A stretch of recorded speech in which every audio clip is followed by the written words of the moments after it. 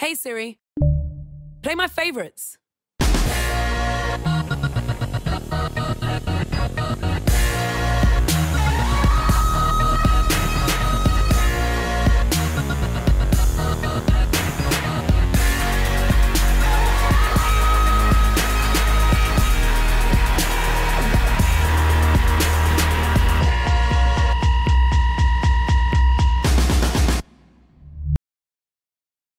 Ayo, what is going on, you guys? Alejandro here, and welcome back to another episode of Magayon. In this episode, we're going to be building Toyota Woven City. Well, we're actually not going to be building. I'm just taking inspiration from the Woven City planned by Bjarke Ingels, which I'm going to be showing you a quick video right now.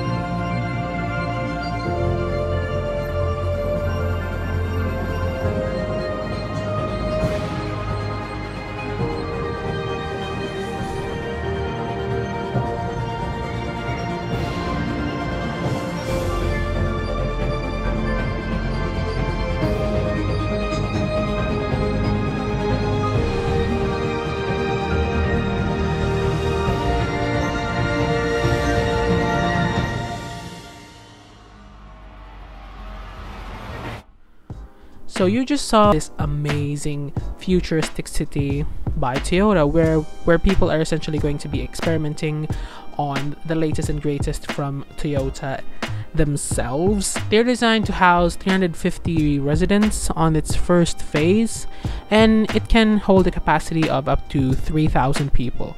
But I've changed that. I took the inspiration. There's the reference picture of what I'm using for this build. Yes, we can see here that access for cars, bikes, and people are separated.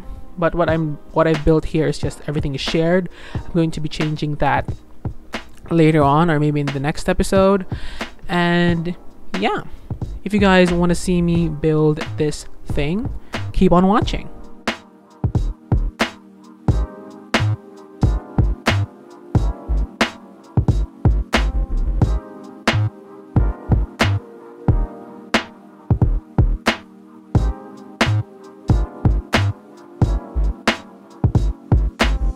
Welcome to the time lapse, and in this time lapse we are going to be building up this thing, the Toyota Woven City, but it's going to be renamed into, what did I name to this? Hinabi. Hinabi is the Filipino of woven, Hinabi, so this is Hinabi Woven City. It's just woven city. It's like chai tea, if you know what I mean. But yeah, anyways, getting back to the video, we are going to be doing this thing where we make the central plaza, the central square of the Woven City larger by making, essentially it's like the curtain, you're like opening it up, but it's quite a little bit difficult on Cities Skylines. It's easy to draw it, and I think there's actually a formula on how to do this correctly, but I eyeballed it with, you know, by spacing them out, like the central nodes of the central part of the thing, and then just using the network multi-tool to connect them and just make it easier to like curve it up.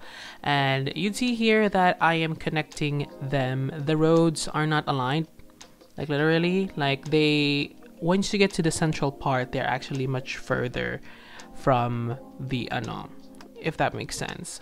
But yeah, I sadly wasn't able to record how I spaced these out, but essentially I took the middle part of that square and then I expanded it by 2 units and then 3 units and then 3 until we reached the edge.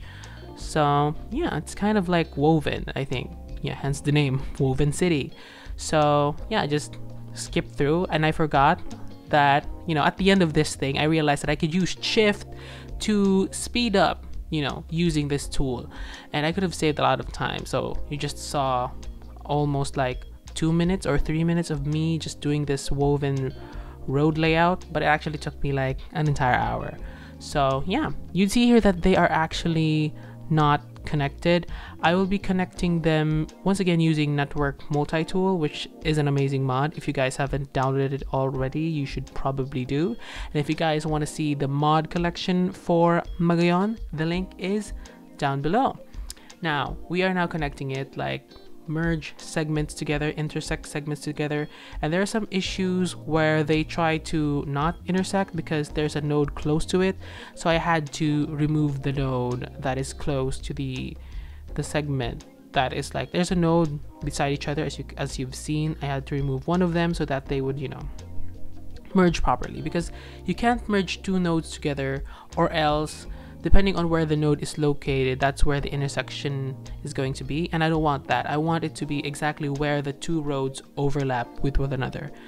And yeah, it actually was an immense challenge, and I underestimated the complexity of this thing that I went here, but at least we've learned, and I hope that you've learned as well from my mistakes.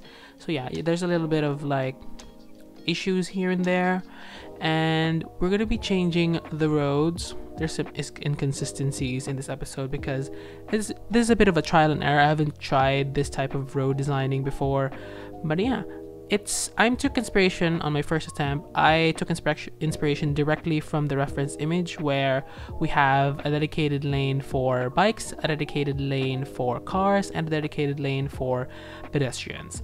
But the types of roads that was available, they weren't the same. They didn't match with each other. They didn't pass the vibe check. They're quite stark. Like, as you can see, the one road is like very light, and one is gray, and one is like wooden. So I decided to just cover everything up with this contemporary main street, I think, or pedestrian road with a car, 1-lane car that could use the road. There's 1 lane for cars in the road, but I'm going to be turning it off so that there are like pedestrian only roads, and I'm going to be just placing a bike path over it so that we know that this part of the city, like this road, is going to be dedicated only for bikes. But that's going to be on the next episode, because I actually have just started school. Yes, classes have just started, and I had difficulties, you know, pushing out a video for the past week, even though like I think this is still quite on time, but it's quite a little bit delayed. And I wanted to push to record earlier, like have a head start before you guys, so that I have like a schedule that is consistent, rather than just uploading whenever I finish an episode. But yeah, we're gonna be seeing, as I've said probably in the last episode, like inconsistent uploads for a while, until we, you know, get used to the new schedule, because it's college. It's my first time at college, and I'm taking up architecture, by the way, so that's why we're building this, because I was thinking on what I should do for the Olympic Village, because this part of the city is like at quite so far. It's like super far away from the city, and I don't want to put another like hump of skyscrapers here, and that would be just plain boring. And since this is the 2036 Olympics, why don't we just use ideas from the present that are going to be used in the future in real life into the game. So yeah, Toyota Woven City.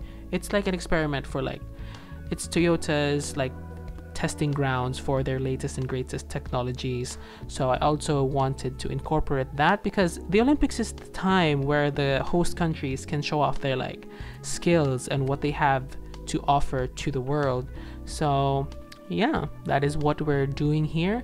And now I'm just clipping the buildings together to fit this grid that I made, that is like not straight me anyway, that is not rigid, it curves, and it's a different, each square or each quadrilateral, well, mathematics, each quadrilateral is at a different angle, and the buildings are of varying heights. Now I just copied the buildings and then pasted them on top of itself, and then elevated it by like a floor, so that there's like, to give it a little bit more of a uniqueness. But as you can see, the roofs are very inconsistent, and there are a lot of lines here. I'm going to be covering them up later on. And here I just decided to add another floor that is a little bit taller than the others, to give it a little bit more complexity or uniqueness, diversity, because we also have like parks on these sides. Later on you can see that there will be a park on this side, and I want to have more window space for where the park sits. And if you're facing the road, the floors are gonna be fewer floors, but if you're near a park, the floors are gonna be higher. So yeah, the corner lots though, later on at the live play, you'd see how valuable the corner lots are. But yeah, I am just gonna be copying and pasting and flipping the one side from the other here.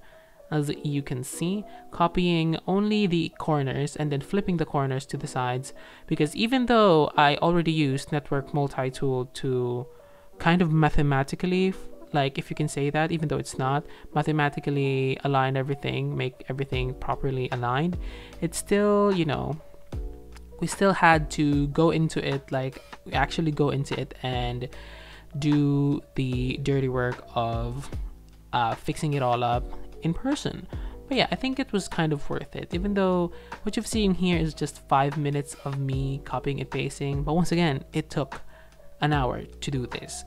And I'm going to be demolishing some buildings as well, because this aesthetic just looks too ubiquitous and it doesn't look that appealing. Like architecturally, the idea is good, but what I'm taking inspiration from has various types of buildings depending on which part of the city you're at, but essentially following the same principles, but they look different. At least they look different, but here they all look the same. They're just one building placed on top of each other, tilted slightly, but I guess it gets the job done for what we have here. Yeah, I'm just gonna be finishing this last plot here.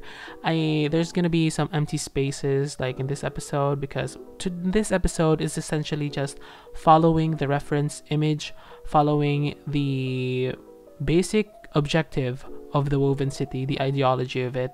And in the next episode, we're going to be doing some customizations to help this fit in with the environment even more, even though this actually fits in quite well with the environment.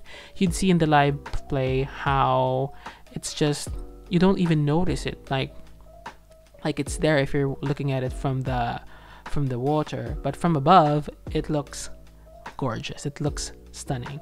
Now I'm placing down grass on top of the roofs, because why not? And also to give the roof, you know, uniqueness, I mean uniformity, because there are a lot of like lines that go there that overlap with each other. I just want to leave the sides of the building, like the white sides, to be visible, and I'm going to be covering the parts where they overlap with this grass. Now the grass surface that I'm using is not the right size, like it's a little bit too big for the building, so I use procedural objects to resize it and make it smaller, and then I just copied and pasted them. Now the buildings are of 3 levels.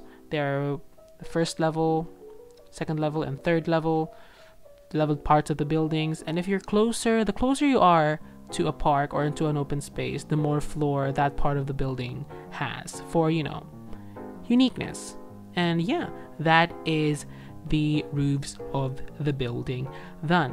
I am just essentially going to be copying, flipping, and then pasting them, nudging it so that it fits snug and perfect with each other, and then flipping it once again once I did this side. And I'm going to be going in the live play to explain the design of it a little bit more. And now welcome back to the live play. So you just saw me like do the time lapse for this build and explain what I was doing there, you know, what I was trying to do. And yeah, this is our result so far. This is what we've come up with, we ended up with. Now the simulation is still not on, because if I turn on the simulation, the population would start to go here, and the population here on my other save, which I was like playing on like how many people would be living here like in the game, and there were like 4,000 people living here. And you know, 4,000, not bad, not bad. This is actually going to be home to 10,000 people, but the city though is home to only 15,000 right now, like with the current things you see there, like, you know, chicken in the background though, nobody cares. But yeah, with the population, the city is already home to 15,000 people.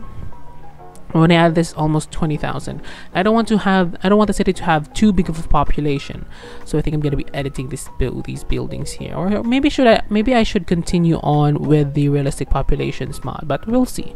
We'll see. In the next episode, maybe we'll see like people actually moving in this place. And I won't also be having the cinematics right now because it's quite bare. It's quite bare and minimum. I don't have any details here except the detail that already comes with the roads and the chickens noise in the background. But yeah, it's an amazing place to live in. You know, like going into first person, you see how amazing this place would be to live in, like with the shared street system. Like these are like pathways, people can bike here, and there is even like a car here, but it's super slow, and this is only for like emergency purposes. And the views of the city you'd get here if you live in like there are perks to which part of the complex you're living in. If you live here like near the water, you'd have views of the stadium, and you'd have views of downtown Magayon and the bridge. But if you live here at the corner residence right here, you'd have the most gorgeous view of them all. The view of the entire city, the Mayon volcano, and the skyline all in one. Imagine waking up to this. The value of this apartment building is just amazing. I think the buildings, you know, I have 3 different levels. There are 3 levels. They're like the base apartments right here, but under them, some of them will be commercial because it's a mixed-use space. Yes, to make use of the space. Some of these buildings will be offices, let's just imagine, but they are residential buildings in game. And yeah, there's going to be public spaces on top because we want to maximize as much space possible without using skyscrapers, because I wanted to use skyscrapers here, but you know, it's 2030 and skyscrapers are not viable, and we have a lot of space and we can maximize the space. Skyscrapers are not an option for this place as well, since, you know, we want to protect the views, and you don't want like, okay, I'm gonna go a little bit farther away from the city. You see here the skyline of the city so far. Yes, you see here we wouldn't want another hump of buildings, of towering buildings on this side of the city, because it's on the far end of the city and there are mountains. You have to protect the views of the mountains, and we already have like a hump of heaps of skyscrapers on this side of the city, and you know, we wouldn't need to add any more because it's 2030. I have like plans for the city in the future, but these buildings here, as you can see here, these are not gonna be final. They're a little bit too big for this place. I'm gonna be changing that. But yeah, that is the Olympic Village. It's gonna be public housing in the future, one of the biggest public housing in the city. It's the biggest. I think it's gonna be its own city, because with the scale of Magayon and everything, it's gonna be its own fully fledged city of the future. So yeah, since the Olympics has already ended, I was thinking on whether I should keep the flags like symbols for which countries own each complex of buildings and which countries are staying in them. I think United States would probably have like 2 or 3 blocks or an entire block, because they are like one of the biggest, in China as well, and everybody else is gonna be jumbled up in the middle. Yes, I don't know, we'll see. We're gonna be taking the inspiration from Singapore with this one, and also Japan. Yeah, on the top of these roofs are gonna be, you know, public spaces. Amazing. Imagine just chilling at the roof and then you see another person from the other side of town, and under that is another busy working metropolis or whatever, like small city, and on top of that is like lush greenery. Amazing, amazing, amazing, amazing. So I'm gonna be doing detailing in the next episode, but I'm not going to be going heavy on the detailing because I still want the frame rate here to be quite nice. I'm going to be adding some commercial on the bottom, demolishing some buildings because, as you can see, some of them are too close to the highways. We still have empty spaces. We don't have that much public space because it's essentially just the framework for this thing. This is not how it's gonna look like. Look at, we have a lot of empty space on that side of the city, and we don't have access. We don't have proper access to the bike network, rail network, metro network, and highway. In the next episode, we're going to be doing that. It's already raining here, so I think that's a sign for me to sign off. If you guys enjoyed this video, please don't forget to give this video a big thumbs up. Comment down below what you want to see next. And of course, don't forget to subscribe. Only 31% of you guys are subscribed, so if you subscribe, it would mean a lot. And we're actually nearing 3,000 subscribers. So if you guys subscribe and we hit 3,000 subscribers, the asset list is going to be available for everyone. But if you guys don't have early access to the asset list, why don't you become a patron? You'd be supporting the channel and you'd get exclusive perks in return. But if you guys want to have like early access to everything Magayon, like what's happening, like stay up to date, we have a community Discord, and also I have an Instagram page for like the pictures and all that kind of stuff. So links is going to be down below. And yeah, I'm gonna be seeing you in the next episode. The simulation is off so that the population won't go into the city. Next episode, detailing everything, so much more. This is Alejandro signing off. Bye.